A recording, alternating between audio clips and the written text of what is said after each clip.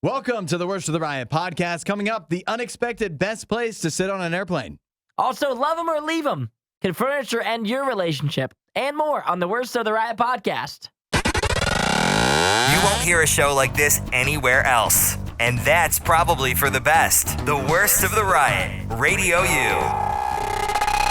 How often do you wash your belly button? I saw him talking about this. You did? Mm-hmm. Because I saw texts. Yeah. I mean, every time I'm in the shower, it's just one of the many things you wash. How do you grace over. How do you wash it? You just grace over it. No, I think gracing over, it sounds like you're not washing it. No, but like you are. Inside. Like, are you sticking anything inside to clean it out? Don't ask me if I'm sticking anything inside anything. You don't ask somebody a question like that. It's your belly button. It's okay. No. What's wrong with you? It's important. It's medical. It's for your health. Is your belly button clean right now? Yes. Hudson, yet again, don't ask me if I'm clean. These are questions you don't ask people. Don't ask me if I'm clean. But how do you know? How do you know it's clean? Because I took a shower this morning. Did you shower this morning? I showered yesterday. Nope. Dirty. No!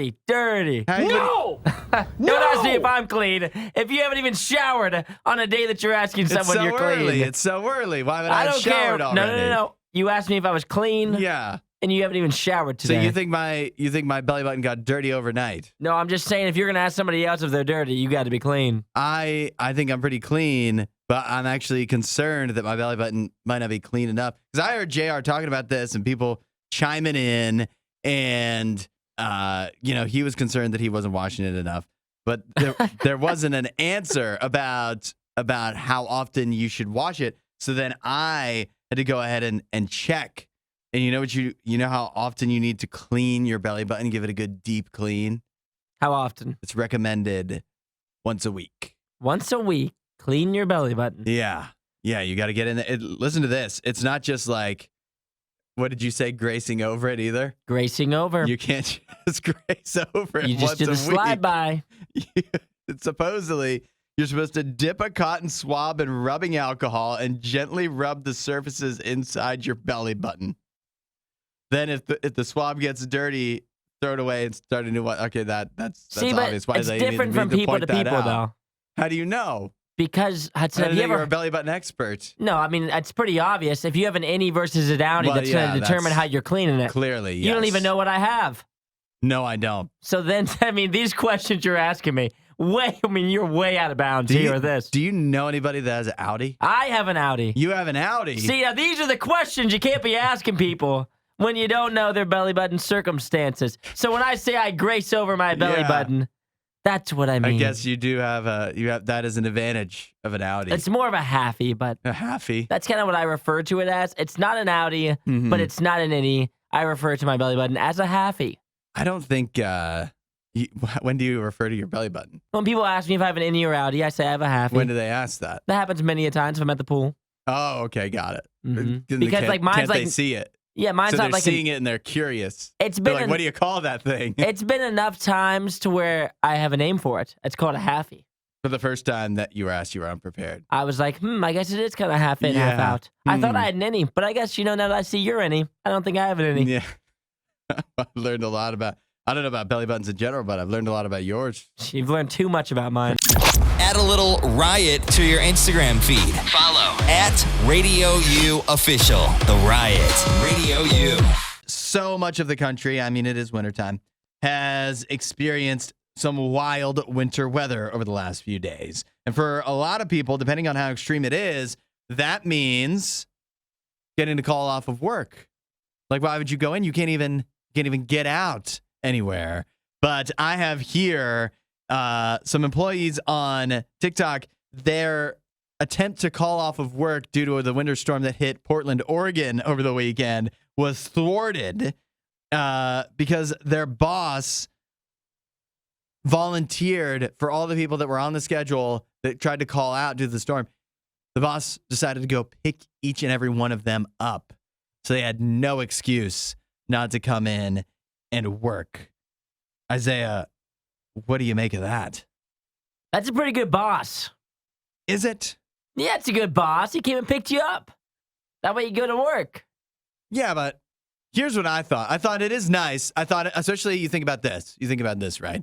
That if these are hourly employees, actually missing a shift actually could, like, that would really suck. Yeah. You're not going to get your full paycheck. So if you wanted to come into work and you just weren't able to because of the weather, that's nice. But then again, maybe you did want the day off and you tried to call out. And then the boss is like, "Oh, no worries. I can come get you. I can manage these roads."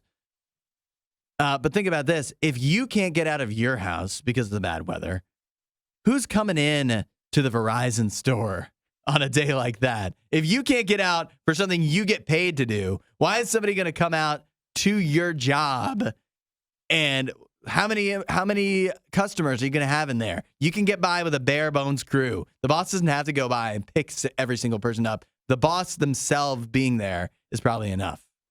See, I get where you're coming from here. I get what you're saying. But I unfortunately disagree in the way that many a times you wake up in the morning and you're like, how in the world am I supposed to get to work today? Yeah. And then by noon, everything's fine. Sure. And the world is working as it typically goes. And the other thing that I would argue is if nobody's coming into the store, Yeah, what an easy day to work. I guess so. What an easy day to just hang out and work.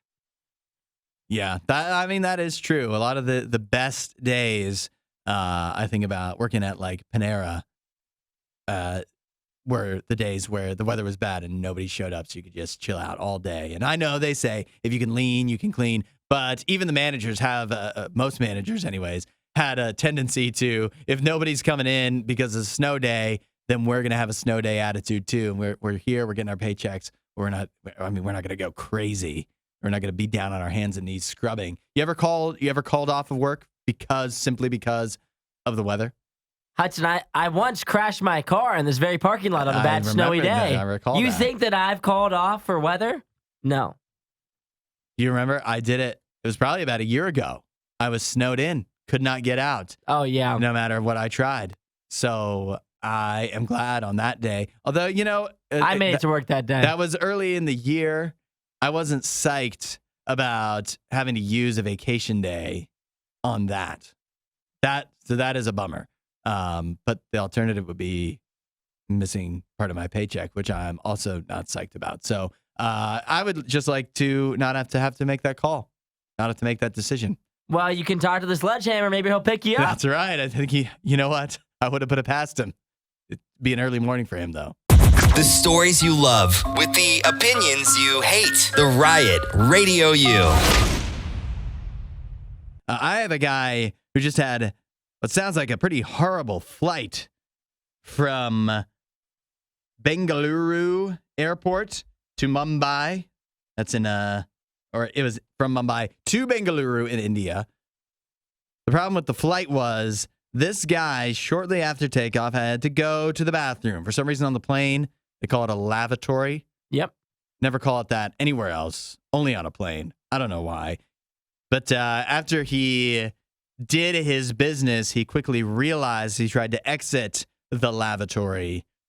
He was unable to. Somehow the door got stuck. It got locked. He was trapped inside, and try as he might, he wasn't able to escape. Apparently, he didn't get anybody's attention, and so he spent the duration of the rest of the flight from Mumbai to Bengaluru stuck in the bathroom.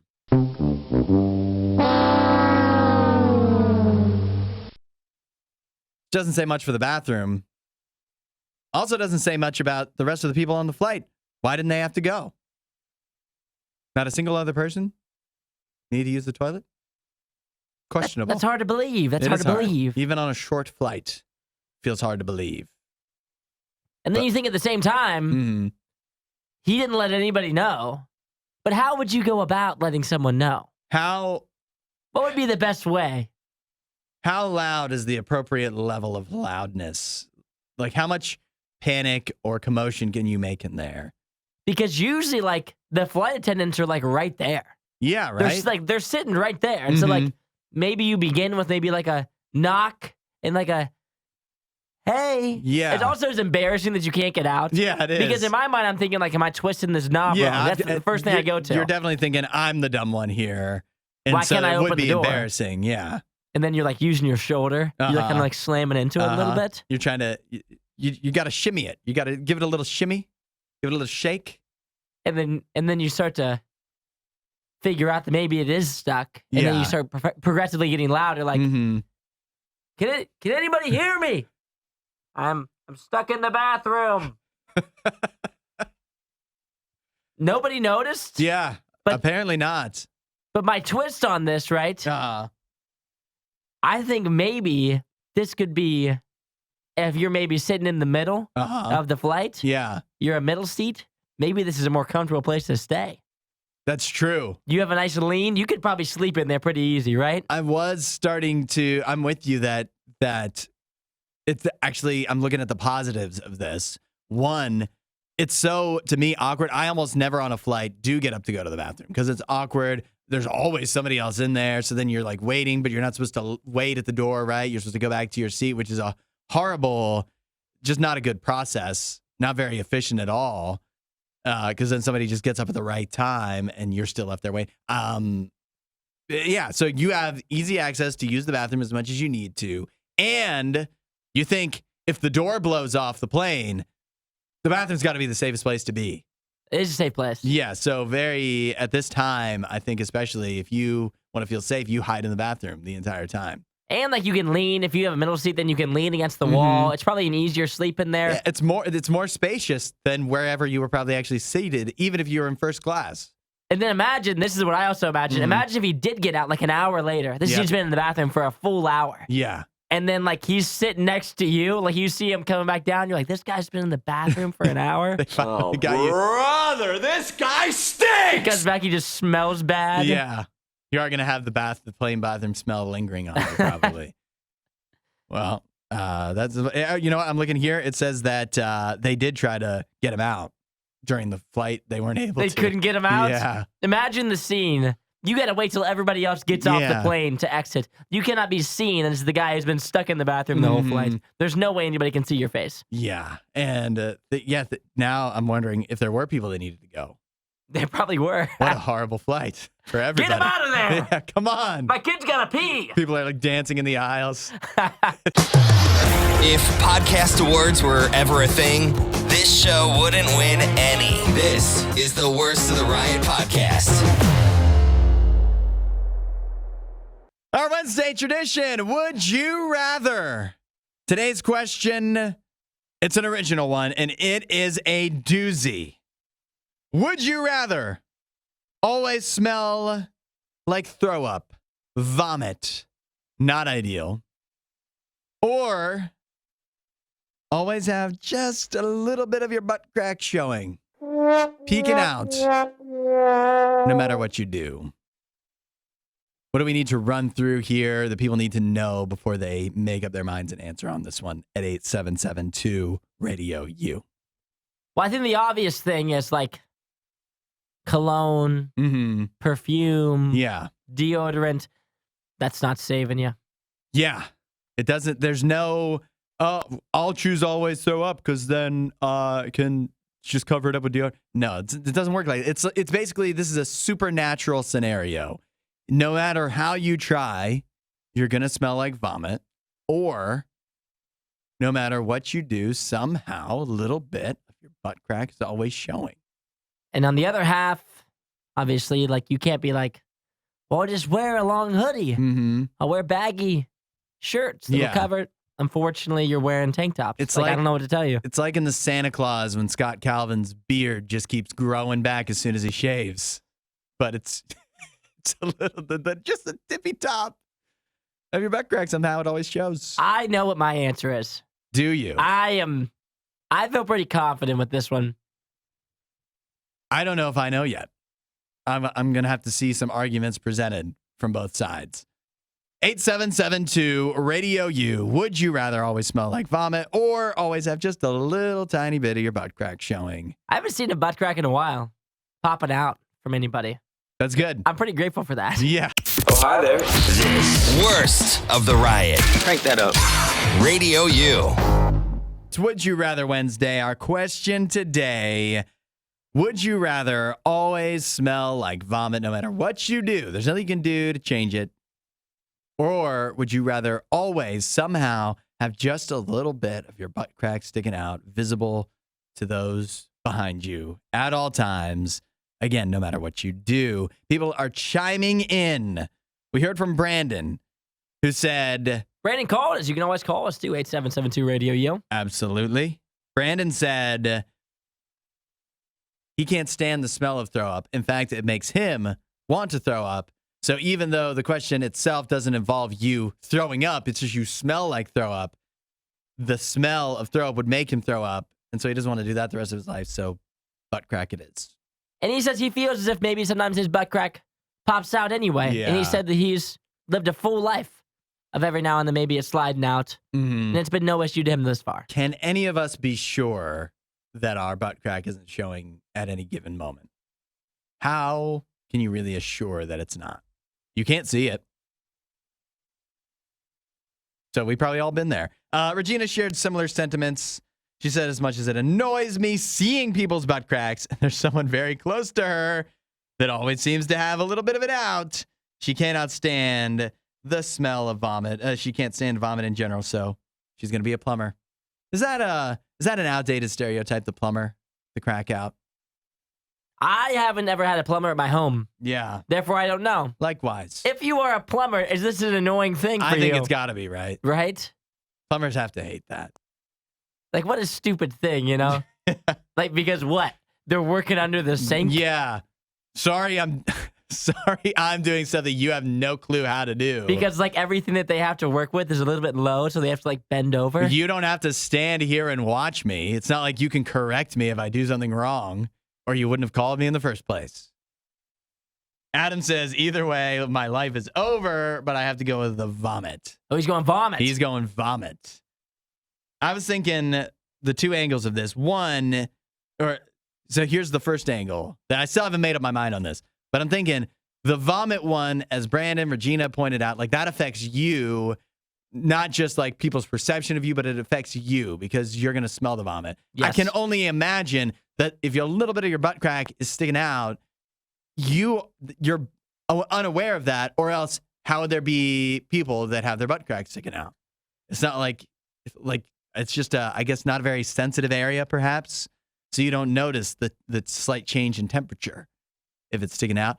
But then I also thought, but which would you rather be known as? Because if you always smell like vomit, you're going to be known as vomit guy. Mm-hmm. If your butt crack's always sticking out, you're going to be known as butt crack guy. So which would be more painful, more detrimental to your prospects in life?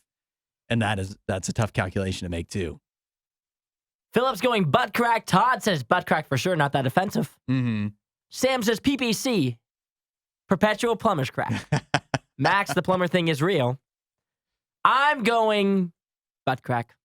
You're going butt crack. The reason I'm going with that instead of vomit is because I think that my friends would still accept me. You know, I wouldn't if be. If your butt crack was out, I wouldn't be like hard to hang out with. Mm-hmm. Like, yes, people would be like, "Oh, there it is." Like, there's Isaiah, and yet again, shocker, it's out. But like the whole vomit thing, that makes you hard to be around. Like you working with me, if I smelled like vomit, you would hate me. But if my butt crack's out right now, no worries. You can love somebody who's always showing a butt crack. Many of us do. Yeah, I don't know. I just feel like I kind of lean towards vomit. Ugh.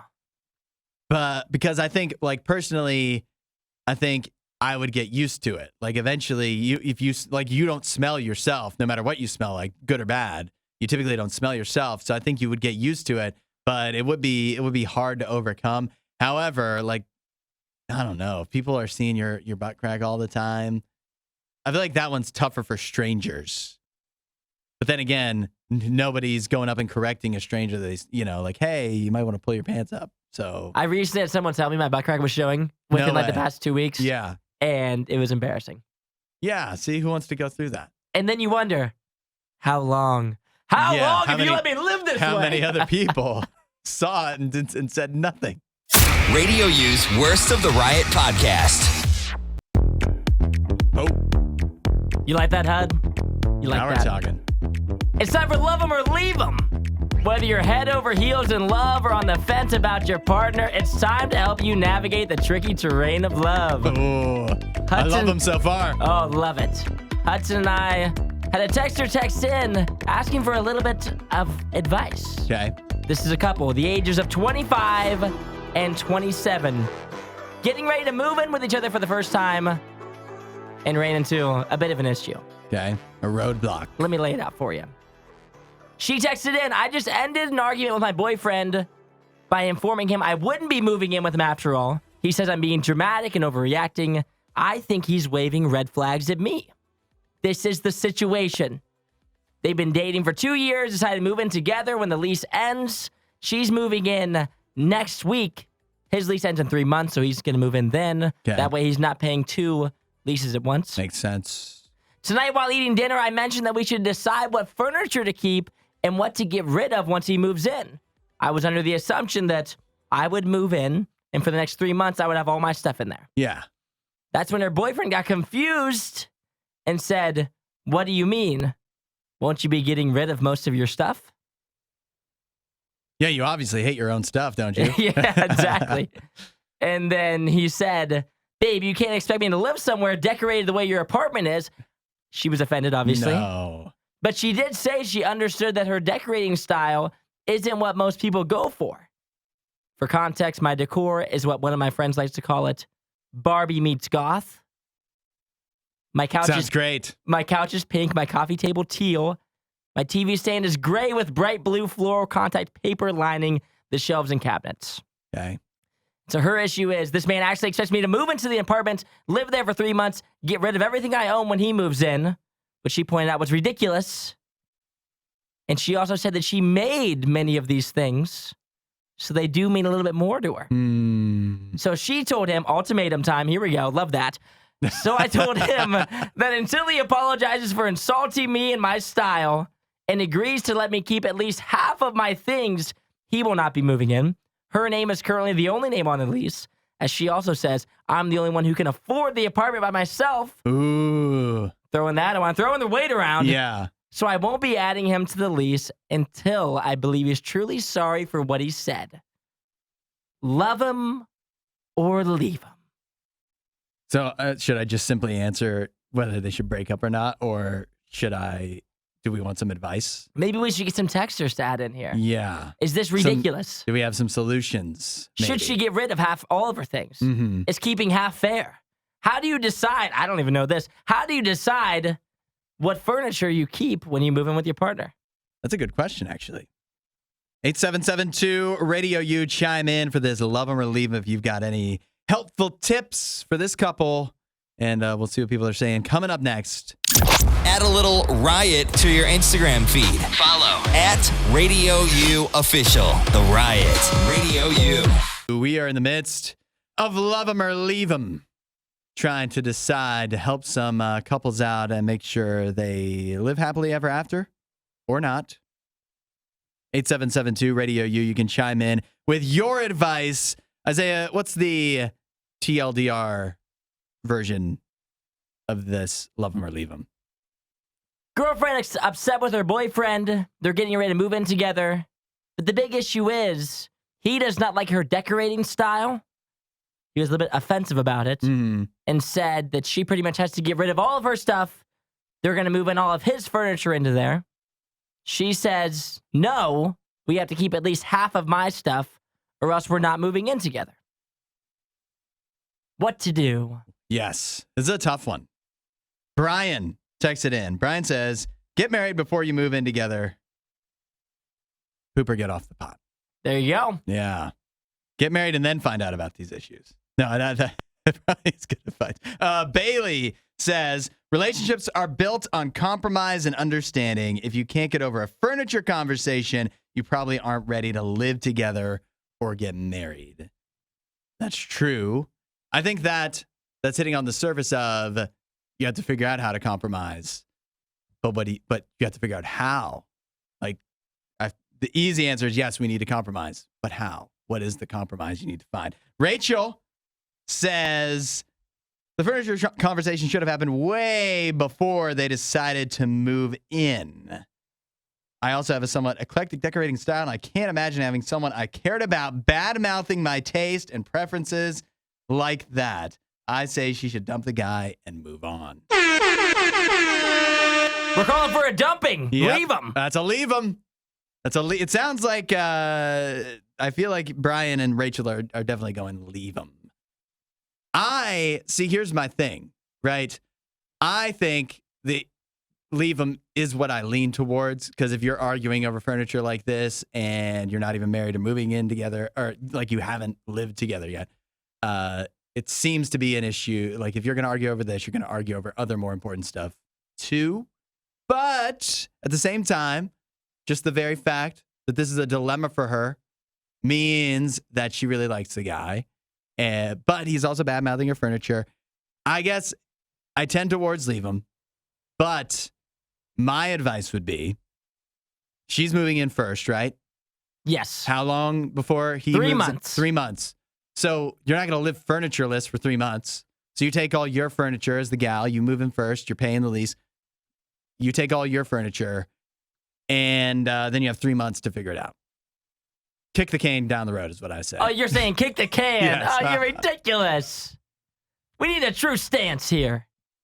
See, what I think, for me, her living style, for me, with the Barbie meets goth, though not my style, I'll be honest. And she even says that she has a little bit of an out there style that not everybody would love. Yeah, she admits it. Which I respect. I also think that for like him as a partner, you're sharing a space together. Yeah. That means that you're sharing everything 50-50. You got to share it. And he literally tells her, like, I think that your style is like a big part of who you are and things like that, obviously, because she made a lot of these things. Yeah. And so then I'm just thinking, like, is he really even accepting you for who you are?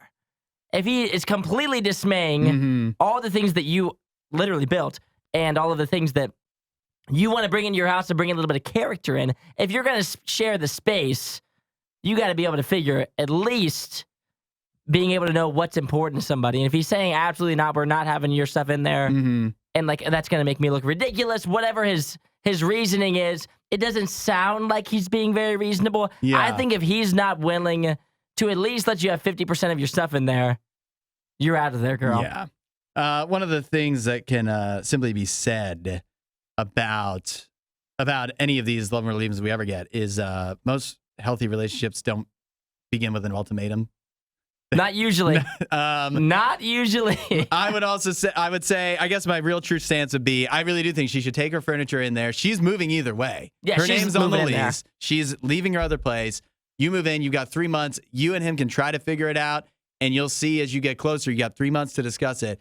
If he loves his furniture more so than he much, loves you. Yeah. Like, are you moving into like that's also your home that you're paying for, or are you moving into his hotel? Like, what are we doing here? Yeah, that's right. I think that's some good advice. 8772 Radio, you can chime in with your opinion on love him or leave him. Wasn't that a great Riot clip? While you're here, you should watch more of our videos and subscribe so you don't miss what we do next.